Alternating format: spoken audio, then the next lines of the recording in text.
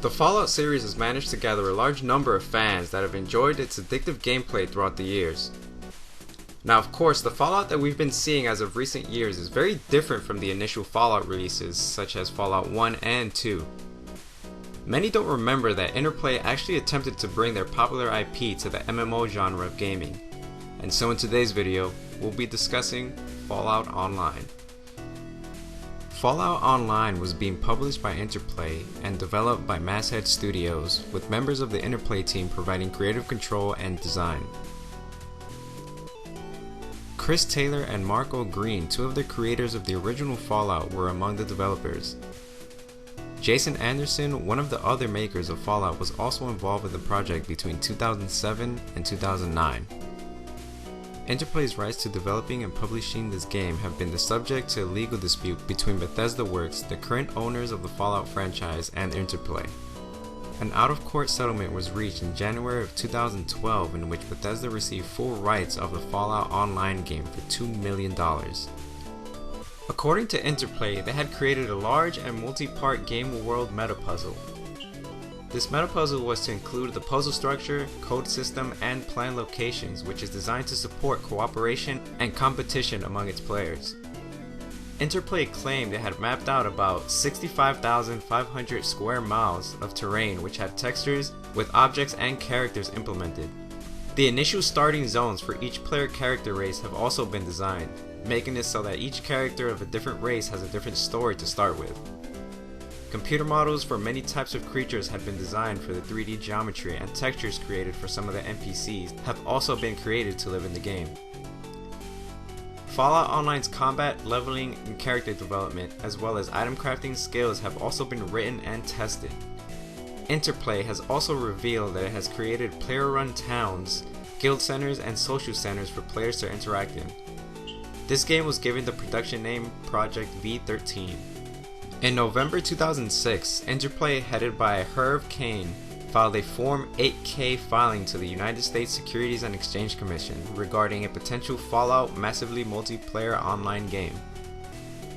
In April 2007, Bethesda Softworks, the developer of Fallout 3, purchased full rights to the Fallout IP for $5.75 million.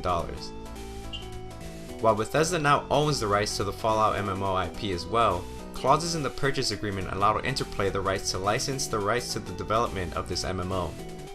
Specific requirements were stated in the agreement that, if not met, Interplay would immediately lose and surrender its license rights for Fallout. Now it is rumored that the development began about 24 months of the date of the arrangement of April 4, 2007, and Interplay must have secured $30 million within that time frame or forfeit the rights to the license.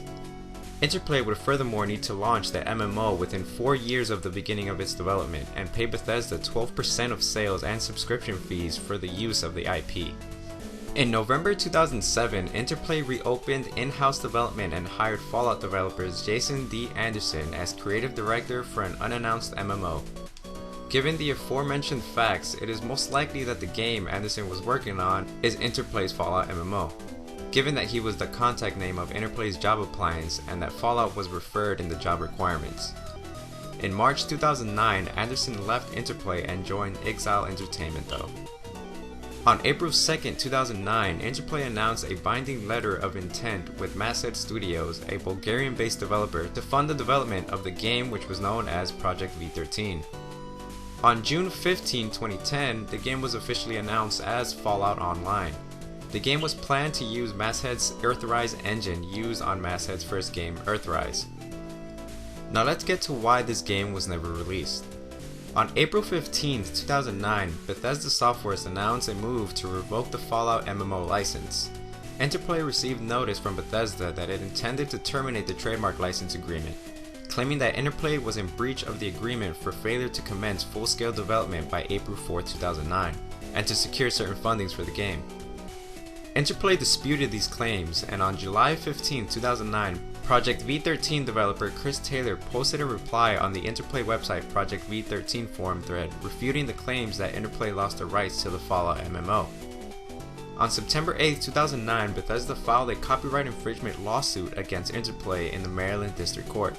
And on December 10th of the same year, the Maryland District Court decided to deny Bethesda's request for the preliminary injunction.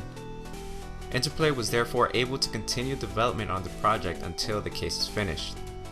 Now a second case, Bethesda Softworks LLC vs Masthead Studios Ltd, was filed to prevent Masthead from continuing to develop the game.